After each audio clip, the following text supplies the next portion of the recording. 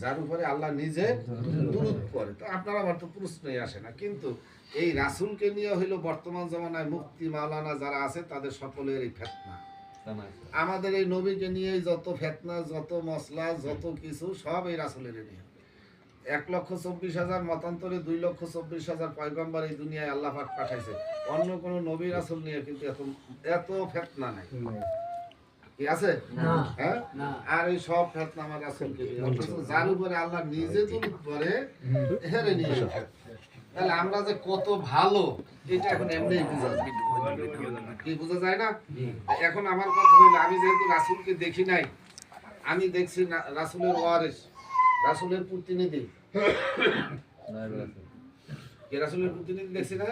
রাসূলের নায়েব, অর্থাৎ নায়েব উনি, যিনি রাসূলের প্রতিনিধি তাকেই বলা হয় রাসূলের নায়েব। মাদ্রাসায় লেখাপড়া করলেই নায়েব হয় না, মসজিদে ইমামতি করলেই নায়েব হয় না, মাদ্রাসায় মাস্টারি করলেই নায়েব হয় না। নায়েব হইতে হইলে তার ভিতরে কতগুলো রাসূলের গুণ থাকতে হবে।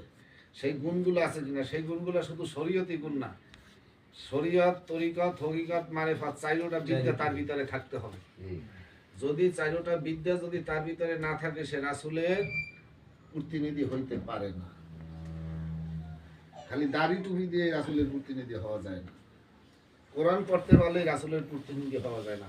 কোরআন বলেন, হাদিস বলেন, এটা তো একটা কাগজের পাতায়, এই কাগজে লেখা না, কাগজে লেখা।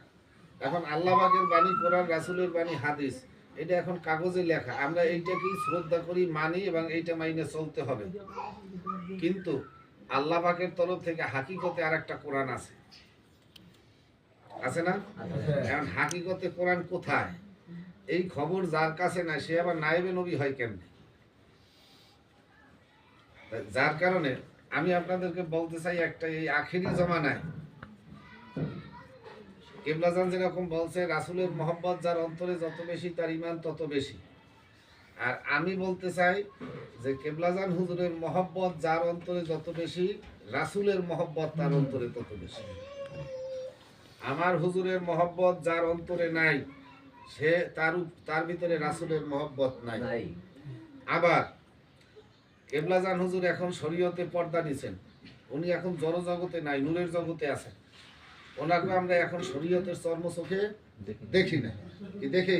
শরীয়তের চর্ম চোখে আমাদের দেখার মতো শক্তি নাই। এখন যদি দেখে সেটা তার ভাগ্যের ব্যাপার, সেটা অন্য হিসাব। কিন্তু আমি দেখি না। এখন আমি যেহেতু দেখি না, এখন আমি কিবলাজানের মহব্বত কেমনে ধারণ করে রাখবো, ধরে রাখবো?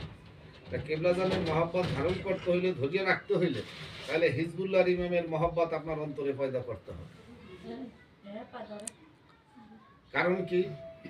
এইখানে একটা কারণ, সেই কারণ হলো দয়াল নবী রাসূলুল্লাহ সাল্লাল্লাহু আলাইহি সাল্লামের মহব্বত। এটা যদি কিবলাজান হুজুরের মহব্বত যত বেশি পয়দা করবেন, আপন পীর আপনাকে তত বেশি মহব্বত, রাসূলের মহব্বত, আল্লাহর মহব্বত আপনার অন্তরে পয়দা করাই দিবেন, অর্থাৎ উনি রাস্তা ক্লিয়ার করাই দিবেন।